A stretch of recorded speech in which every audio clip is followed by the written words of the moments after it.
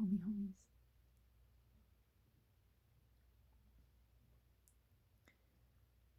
Great minds talk about ideas. Average minds talk about events.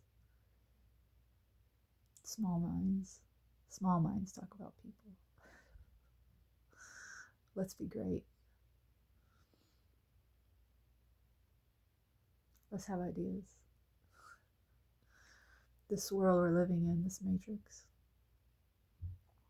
has groomed us into competition. Life's not about competition, it's about cooperation.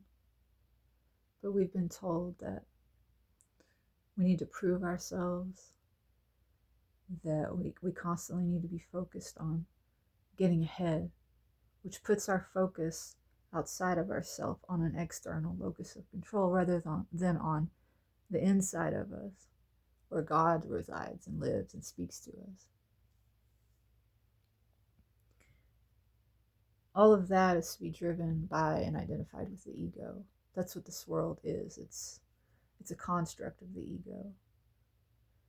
And most people are slaves to this world and to their own ego.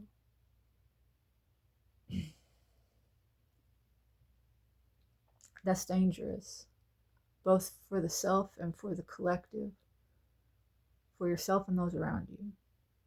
Because when you're looking at life as a competition, if you are competing with your brothers and sisters, getting your sense of identity from believing that you are better than someone else, you will come to believe that the quickest way for you to get ahead, which is what you've been told is the goal of life, is to put other people down, because that's much easier to do. Talking about other people in a disparaging way, maligning others with your words and thoughts, gives you a false sense of superiority.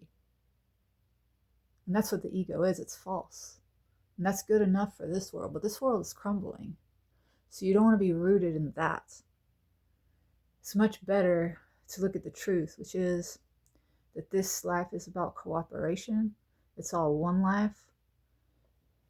And the best way to serve the one life that you are and that I am, that we all are, is to not have an external locus of control, but to turn inward and to examine the contents of our own hearts and our own minds and consider the ideas that make us better cooperators, better team players. Because what we say about others is actually a reflection of how we feel about ourselves.